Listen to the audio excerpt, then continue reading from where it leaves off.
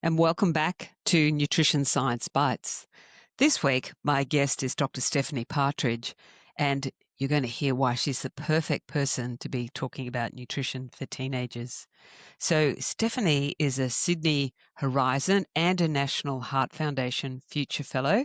She's also an accredited practicing dietitian, and she works at the University of Sydney. Stephanie also leads the Youth Well Lab, and that's really aiming to engage adolescents in nutrition. And Stephanie previously won the Eureka Prize for an emerging research leader in science. So, welcome, Stephanie. Thanks so much, Claire. I'm so glad to have you on to talk about this topic because I think most of us, no matter what our age, can still remember being a teenager or an adolescent, however you want to describe that age group. And there's a lot of challenges, isn't there? Definitely, Yeah. definitely. I think it's so challenging to be a young person today. So much is changing in the world. And what we eat during that time is so important, but there's now so many different influences on young people. It's really, really challenging time.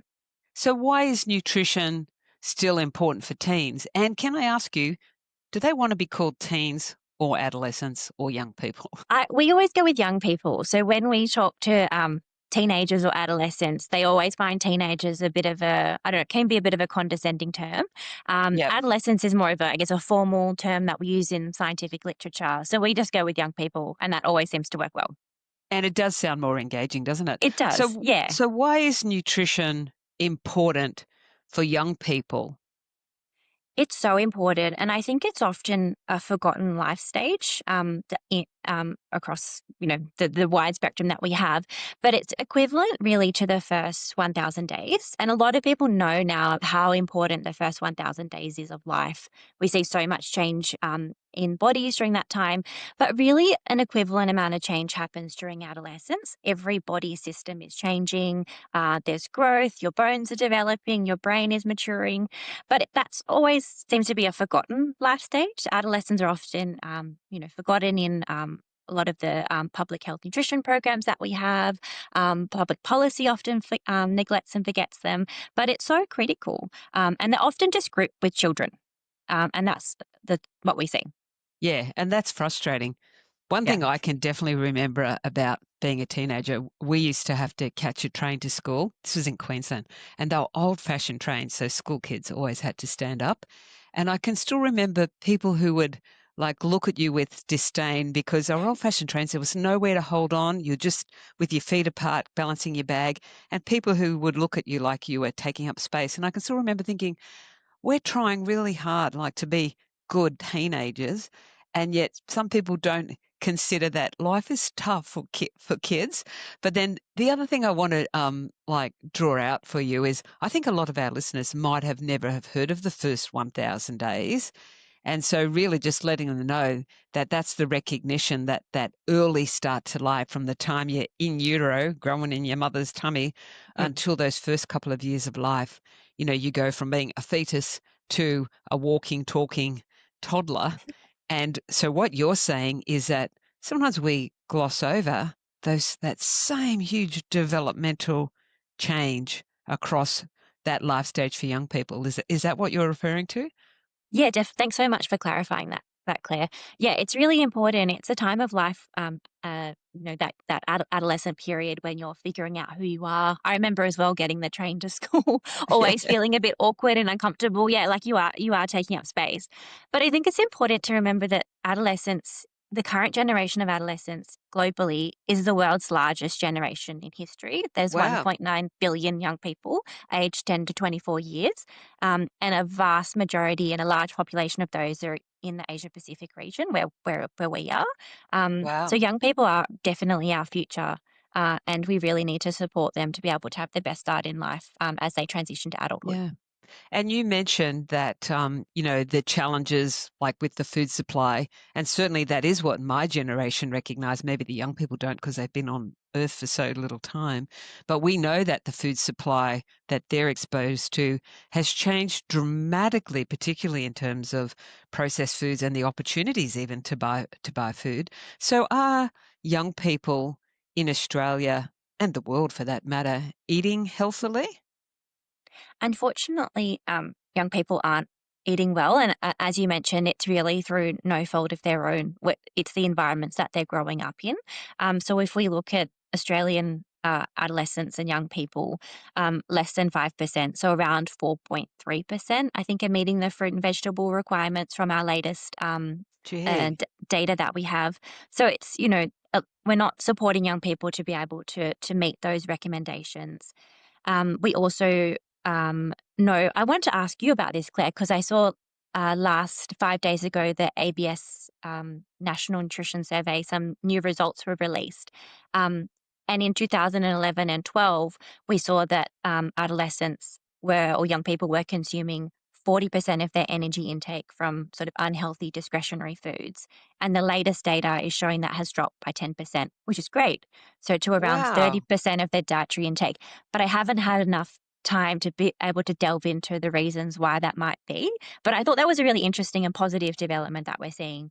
Um, That's really positive. So I think I'll have to go to the ABS and ask them about that more specifically. So that is something really, really positive. yeah, That really is good news. So we'll look at that more closely. But as you said, it's still uncommon to be eating the basics like vegetables and fruit. So have you talked to young people about nutrition and what they think about nutrition? Because if you're in that 4% or, 1 in 20 roughly who are eating the right amount of fruit and vegetables, I'm thinking you're going to seem like the fish out of water, mm, compared to other people. So what do young people in your research tell you what they think about nutrition and healthy eating?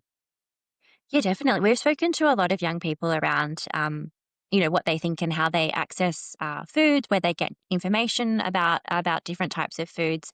And a lot of things, when you think about where a young person spends most of their time, so it's at school, at home, and then maybe with their friends and in their spare time. And a lot of young people that we speak to say that in the home environment, that's where they sometimes don't have control over what types of foods are available and accessible to them, because that's what their parents or guardians are buying that food, and they're just consuming what's available. And some young people might have more say in those decisions, whereas other young people don't. So sometimes they're just, having to make decisions within those environments that they're in. Yeah. And we know for young people that, and parents in particular, and caregivers, just how much healthy food and produce has risen in the cost over the last particular couple of years. So it's no surprise that there's potentially maybe less fresh fruit and vegetables at home purely because of the cost of living. Yeah, Um, actually. And that's a really good shout out, to our listeners as well, that, you know, adolescents still get the majority of their food from where they live. And yeah, so actually it's parents, grandparents, carers who are the biggest controller. I always think that too for young people, that's the free bit, yeah, And it's more likely that their own money or in their own time or with their friends is where they're spending the discretionary and eating the discretionary food. So, and we've just heard that it seems that that has actually reduced. So, in many ways, that puts even more of a spotlight in terms of healthiness of dietary patterns on what's happening in the home environment. There is some good news there, Stephanie. Our website, No Money, No Time, it is all targeted at trying to help people eat healthily within not just budget constraints, but also financial constraints. And we really recognize that food costs have gone through the roof, especially in some categories. So, are there any particular groups of young people from your research who are more at risk for, being exposed to unhealthy dietary patterns? yeah.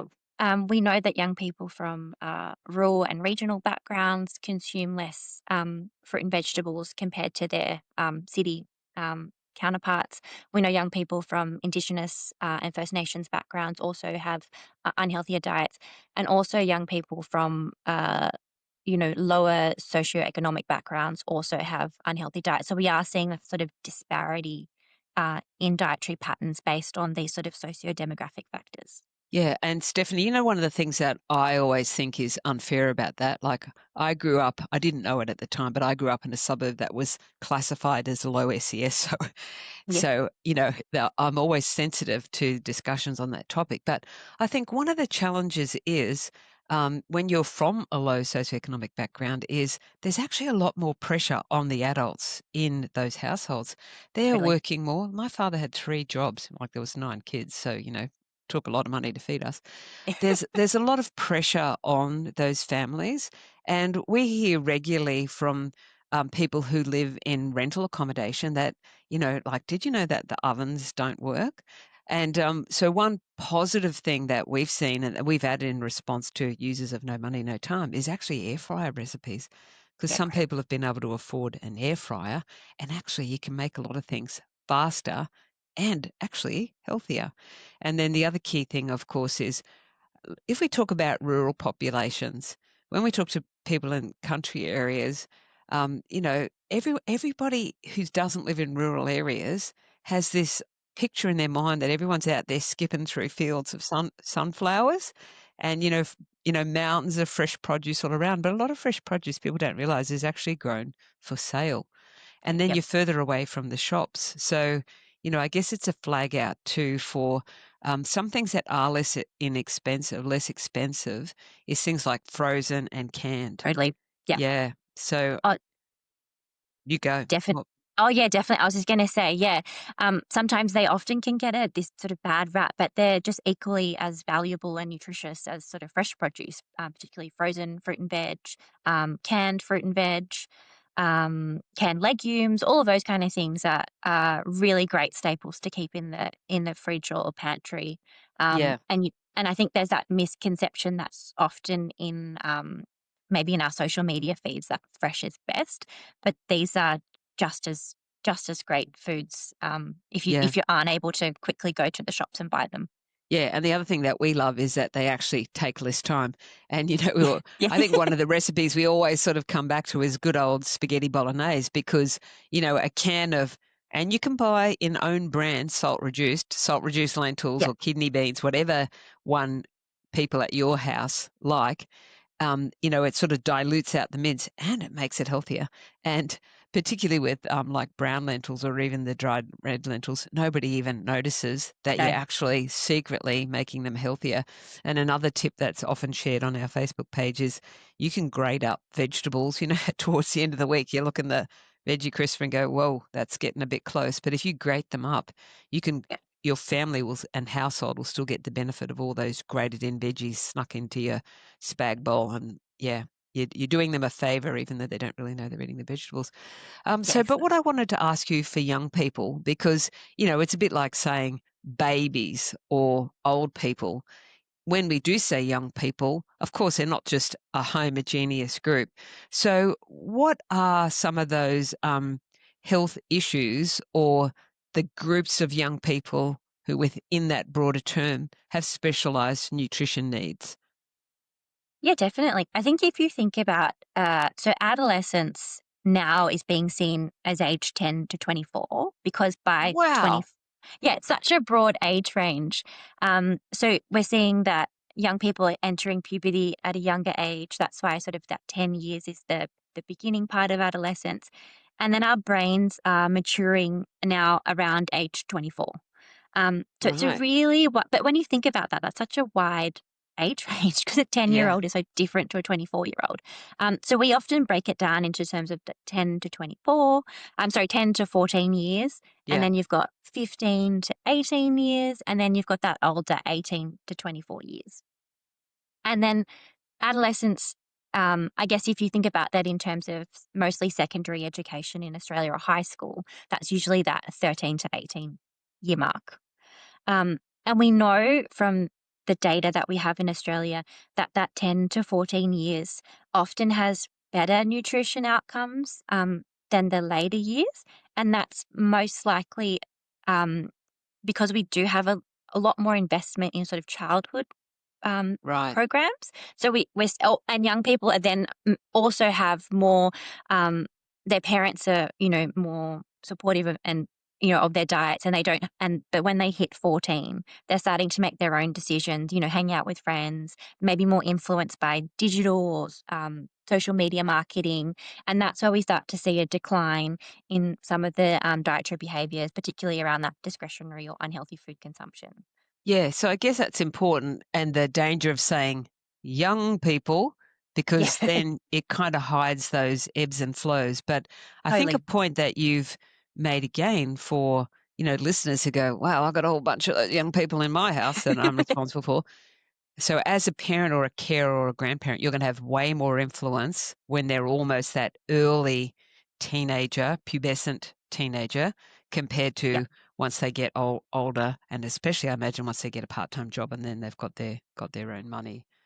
Yeah, definitely. And I think it's such an important time of life for young people to start to develop their own, make their own decisions. And as parents and guardians, you know, that's a challenging time to be able to, help them make those decisions and give them that sort of choice, but also provide support and guidance at the same time. So I think Yeah. it's a really delicate balance of that, and supporting them to be able to make that transition to independence. Yeah.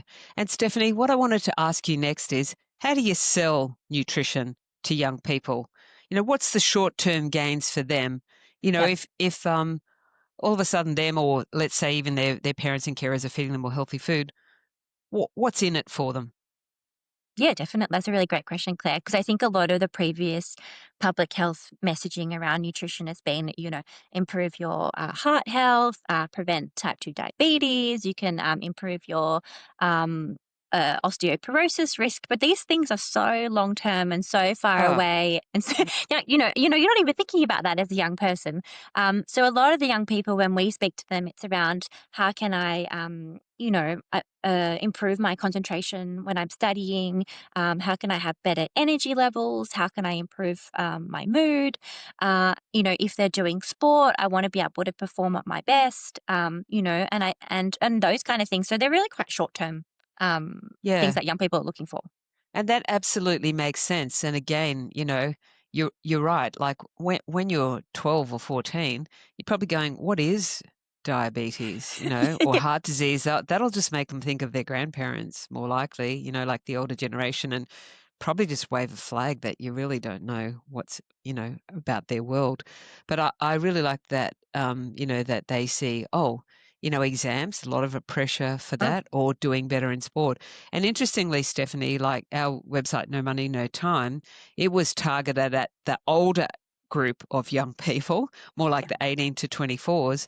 And so our research kind of fits with yours that even as an Totally. older young person, one of the most common things across men and women of young people was that people wanting to feel better in themselves. But then, it was actually more males who said about performing better in sport.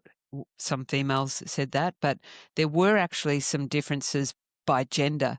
So have you seen that even at younger ages that, the boys and girls are interested in slightly different motivators? Yeah, definitely. So one of the studies that I ran in my team was the Health for Me study, which specifically targets young people um, and supports them in their health behaviors. And we co-designed that whole program with young people from the very beginning. And one of the things when we were co-designing it was we saw some gender differences. As you mentioned, that there was a few things around. Um, More sort of leaning towards sport and activity for boys, but that was still really important to girls. But there was Yeah. slightly the same sort of things around just feeling better, body positivity, all of those kind of things, and that sort of slightly leaned more to young girls. So we were able to target and tailor our messaging based on those two different streams of messages, and they weren't that different, Yeah. but there was some slight nuances that we're able to incorporate. And I have to say, No Money, No Time is such an excellent resource because there's not much out there for young people. So that was one of the key, I think, links that we had in there to refer people to that site because it Oh, is that, publicly available and it's such a great yeah. resource. Yeah. Yeah, yeah, we're really proud of it as well. So I think then there's another really key message, to parents, grandparents, carers, teachers who are listening, is to really try and tailor in on, what is that motivator for the young people you're dealing with, and then focus on that. But I think it's important for our listeners to also know that the research really is bearing out that relationship between nutrition, well-being, and mental health. So Definitely. helping young people eat more healthily in a cost-effective way really is an important part of overall mental health, isn't it, as well? Then I wanted to ask you is how common were concerns like from vegetarians, for example? Oh, yeah, I think it's or adolescence is an important time of life where young people might start to sort of experiment with their diet, and they might start to lean towards different dietary patterns for different reasons. So we know a lot of young people are quite climate conscious, and going vegetarian or vegan might be related to those particular reasons. But I think it's also really a critical time for parents and guardians to really just have open and honest conversations with young people around why they are making maybe changes to their dietary patterns, which may not be religiously motivated, or you know what I mean, or based on their culture, because it can it's a really high risk time for things like eating disorders. So making sure that changes in dietary patterns are not sort of have underlying other Like concerns. pathological or disease or Yeah, so yeah, I think or it's just things really like eating disorders. Yeah. yeah, so it's just important to have that open and honest conversation with Yeah, and young Stephanie, people. I'll add this link in the show notes just for anyone who goes, yeah, I'm actually really worried about Yeah, eating disorders because I know that is a big concern for people. There's this wonderful website, I'm sure you already know of it, the Butterfly Foundation, and I really like the way they've actually got resources for parents, for young people themselves, and for teachers, so yep, people could go away and read up of it and see if, as a parent or a carer, or even as a teacher, you feel like for that young person you need to explore that further and make sure they're getting connected into the right services.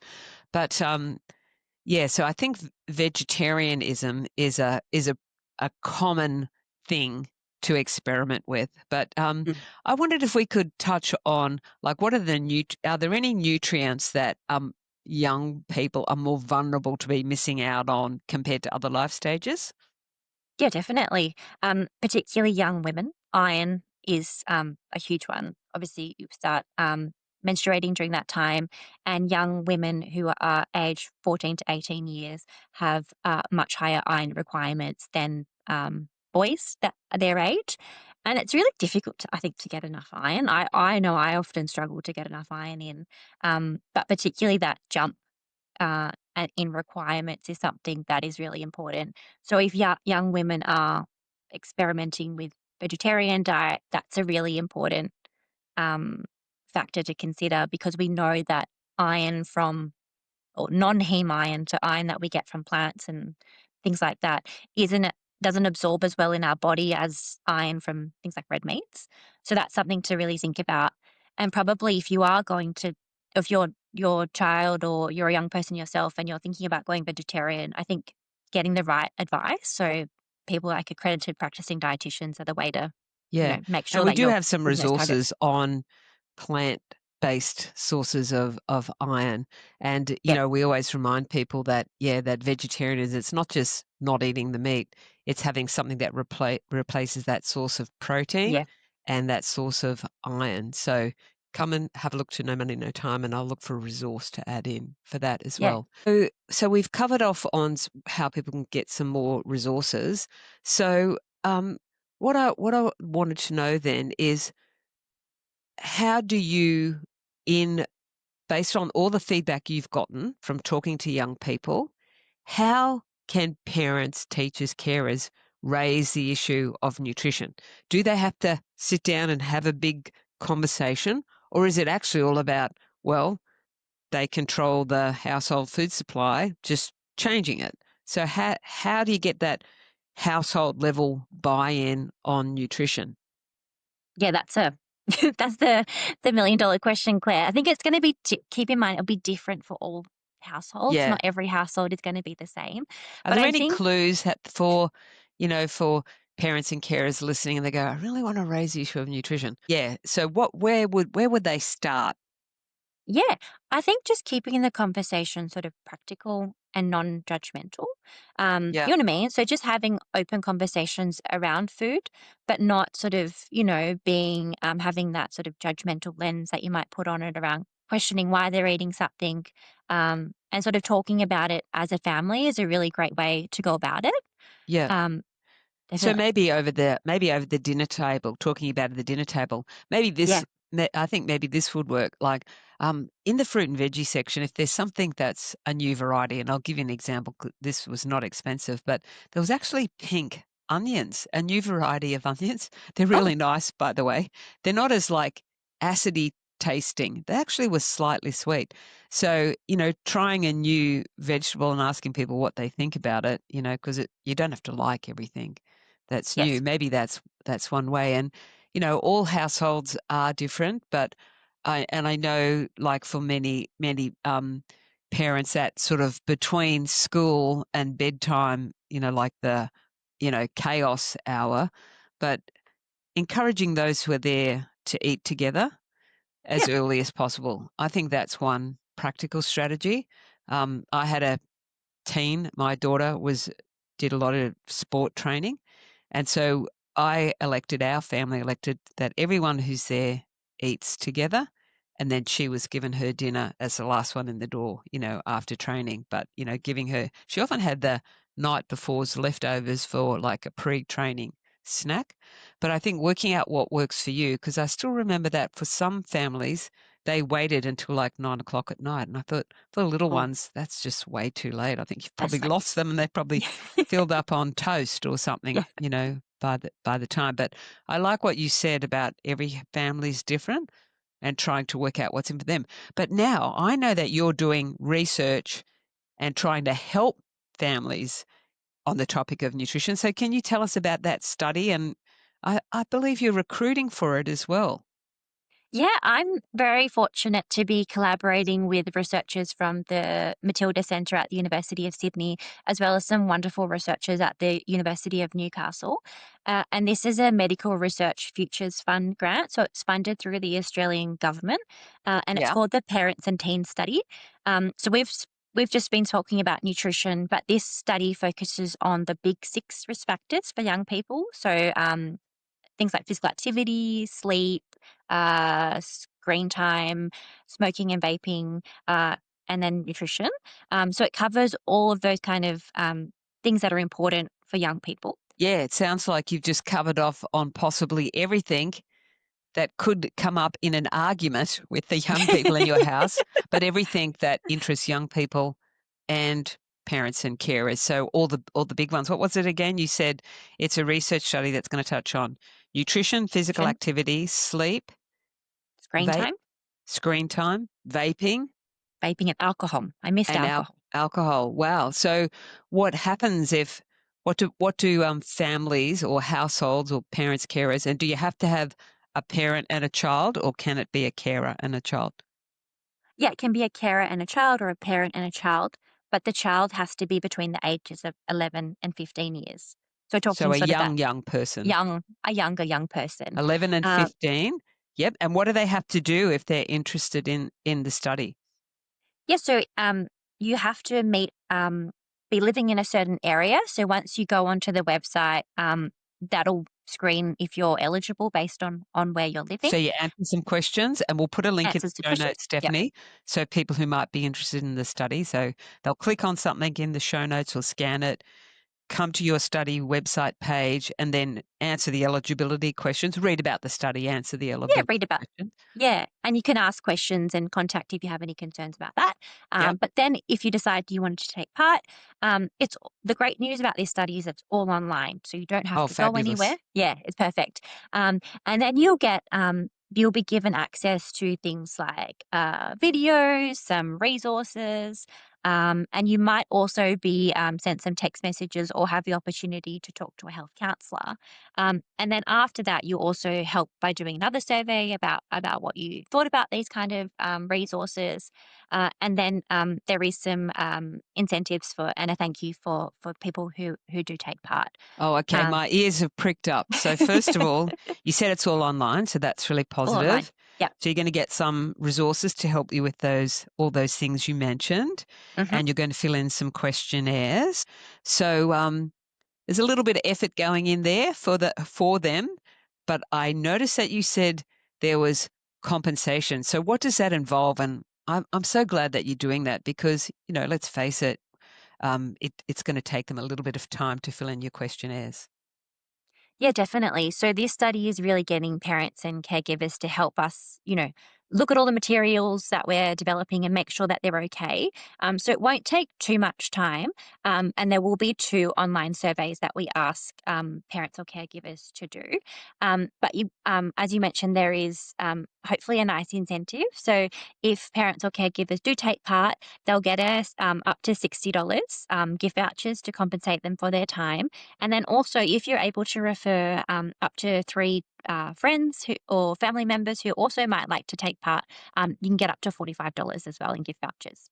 Oh, right. Well, that sounds really good. And, at the very beginning, Stephanie, we talked about how, people are financially under pressure and how those who are most under pressure are probably the ones who've got the most number of jobs. So I really like that. This is also a way then that your time is being recognized as valuable and you have that opportunity to be compensated for the time that it's taking. But I really like the fact that you're trying to get their opinions about the materials they'll be used to support young people with all of those things like nutrition, physical activity, vaping, alcohol, sleep, screen time. I think I got all of You got them all of all? them in there. So we'll definitely have links in the show notes. And then, once people check if they're eligible, they have the opportunity to participate, but then also to share it with other people who they think might be interested in the study. That'll help you get your recruitment. And it sounds to me like, Stephanie, this is going to inform then a whole lot more research in the future. So they also have that opportunity to impact on that as well, shape the way you do your research. Yeah, definitely. I think that's one of the really exciting things about this study, as well as getting the valuable feedback from parents and caregivers now. Prior to this, the study also has a parent and guardian youth advisory group, a youth advisory group. So, they've been embedded the whole journey, and then they'll be, continuing on as they're hopefully developing something that's really valuable for parents and guardians to support young people to improve their health and well-being. That's great. That sounds to me like, the input from everyone you recruit, young people, families, carers, parents are helping make this tailored to the needs, to their own needs. So thanks for your time today, Stephanie, and we'll put all the links in the show notes. And thank you for your time, Dr. Stephanie Partridge from the University of Sydney. Thanks so much, Claire.